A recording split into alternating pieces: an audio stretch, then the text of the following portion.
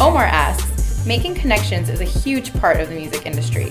For somebody who is starting out, where do I start? Oh man, that's a good question. I think like it's a little more easier for you, Omar, than it was for me. 100%. There's a thing called the fucking internet. Yeah, the internet is key. I mean, really, for me, we had to sit, the Fugees literally had to sit, go through like 7,000 A&Rs saying, this shit ain't gonna work. Like rappers playing guitars and women singing and rapping, no, that's too much. So with the internet, you can actually build your own audience. And you were going through that process. I'm trying to think now what, like that was happening in 91, 2, and 3 before 4 and 5. It seems like what? It was 94, 3, 4, 5 when it happened? It was going like 93, 94. Do you know how weird it is? 1993, a group shows up with an acoustic guitar. And we talking about we hip hop, we from the hood, and then you have one girl, and Clef grabs his guitar, and another kid's a rocker, and I start playing guitar, and Lauren starts to sing John Lennon, Imagine. Then I go into a freestyle. Can you imagine someone who's A&Ring that time? Yeah, they know. Do you know what I mean? So the beautiful thing about the internet right here is that you get to create your world, and if your music or whatever you're doing is really original, it's going to find its key audience, because through the internet, we've learned it's a big universe, right? So you got your crowd. I completely agree with him, and I say this all the time. The best way to sell is for people to come to you, right? And the fact that there are things now like Musically and Snapchat and Instagram and all the other platforms we know, the fact that you can actually produce music, put it on SoundCloud, and actually serendipitously walk into shit because somebody heard it or shared it and changed your world, and that's just incredible. Like, people didn't have that opportunity. There are so many. How many Fugees, how many, I'm dying to ask you this question. How many very talented musicians do you think did not get discovered in the 50s, 60s, 70s, 80s, and 90s because there was just only so many A&R people? They maybe lived in Memphis, they maybe lived in Haiti, they maybe lived in Belarus. Like, in your opinion, do you believe that if you were great, it would have just happened? Or do you think in the 50s, 60s, 70s, 80s, and 90s, a generation that we don't grow up anymore, there were actually real big time talents that never got their opportunity because they just didn't have the luck of being in the right place at the right time? Yeah, but you know what's funny about what you said, right? Is, you see, the music of the 50s, the 40s, the 60s, the 70s was a different thing because people wasn't worried about show business.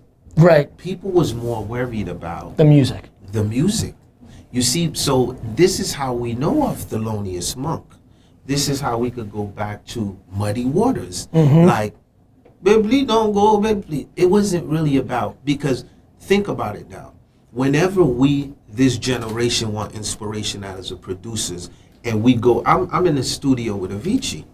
Okay. Right? And we sitting in winter in Stockholm. It's dark, right? Yeah. So we're sitting there, and and we're talking about chords and progressions. And what's the reference? We go back to freaking like Ray Charles, Georgia. Mm-hmm. So it's like at the end of the day, I just think that we have to understand that the idea of the Fugees was musicality.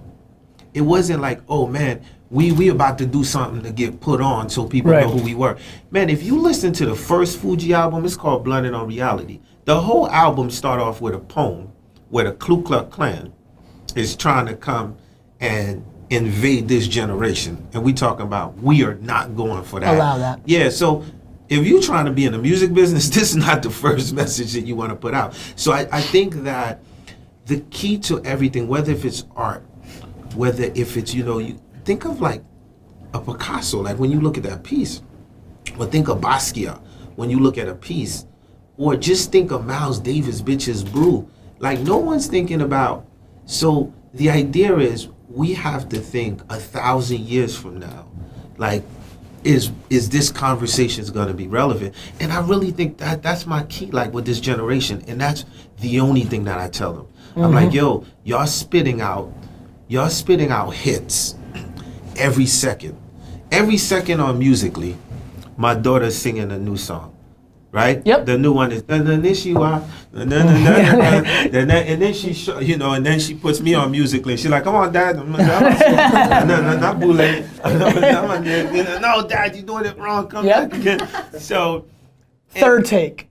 And then what I noticed is like after 70 songs are playing. I said, Angelina, who's this artist? She's like, I don't know. She don't know, but she knows this song. So I think if we can push more musicality, to your point, because there are badass artists out there. They're on the internet, you know what I mean? And we just have to focus on musicality. Don't you think these platforms give musicality a better chance? Because back to your point, you brought musicality, and the human being that was thinking business is like, who wants this black guy playing a guitar and the girls sing? Like, right? That's what stopped musicality. And now the open platforms, I actually think give musicality a real opportunity. Yeah, sexy black guy. Respect. Yeah, respect. yeah. All right, India, let's move this.